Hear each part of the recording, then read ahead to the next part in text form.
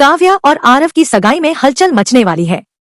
दादी के बैग में सोना मिलने वाला है और यह देखकर सूरज गुस्से से आग बबूला हो जाता है। वह चिल्लाता है, तुम ऐसा कैसे कर सकती हो? वहीं ईशा ब्लूटूथ से लोकेशन ट्रैक कर पूरी सच्चाई का पता लगा चुकी होती है। मेरे प्यारे दोस्तों, पति ब्रह्मचारी के आने वाले एपिसोड में आपको देखने को मिलेगा एक ऐसा ट्विस्ट जो हर किसी को हैरान कर देगा। शाम की धूप अपने आखिरी रंग आंगन में बिखेर रही थी। घर के हर कोने में भांग वाली भजिया की खुशबू फैली हुई थी। चूल्हे के पास हंसी मजाक का दौर चल रहा था। अरविंद जी, ताई जी, सूरज, दादी, सरला और बाकी घरवाले हंसी के ठहाकों में डूबे थे। बस ईशा ही थी जो उस हंसी के बीच बेचैनी से घिरी लग रही थी। चेहरे पर मुस्कान थी, लेकिन आंखों में डर की हल्की झिलमिलाहट थी। उसे पता था, यह कोई मामूली बात नहीं। घर की वॉशिंग मशीन, पैसे और गहने गायब हो चुके थे। इतने बड़े घर की इज्जत दांव पर थी और किसी को इसका एहसास भी नहीं था। ईशा ने चारों ओर नजर डाली। सब नशे में बेसुध हंस रहे थे। तभी उसके मन में एक ही विचार आया, अगर मैंने अभी कुछ नहीं किया तो कल सुबह इस घर का नाम तक मिट जाएगा।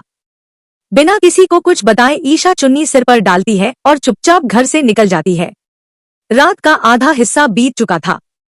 सड़कों पर सन्नाटा था, लेकिन उसके कदम डगमगाए नहीं। वह सीधा थाने पहुंचती है।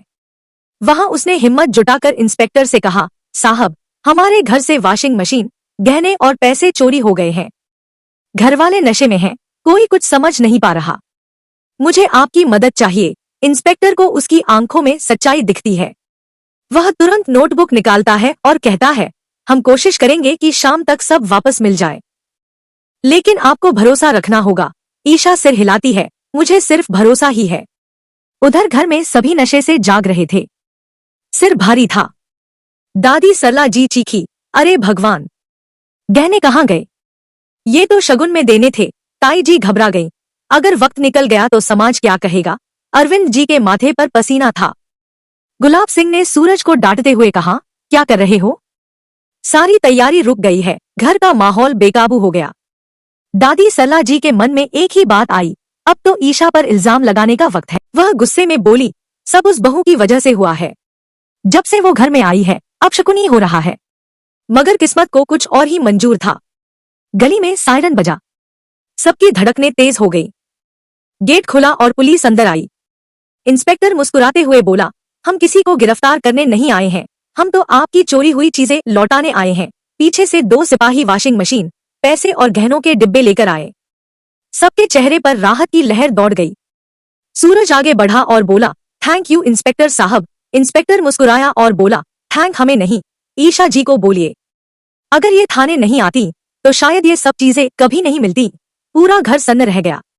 सबकी निगाहें दरवाजे पर खड़ी ईशा की ओर मुड़ी। चेहरा थका हुआ था, लेकिन आंखों में संतोष की चमक थी। अरविंद जी ने बिना कुछ सोचे उसे गले से लगा लिया। ईशा, तूने फिर हमारी इज्जत बचा ली। अब तो मान लो ताई जी, ऐसी बहू दूसरी नहीं मिल सकती। ताई जी का चेहरा सख्त था, लेकिन बाकी सबकी आंखें नम थी।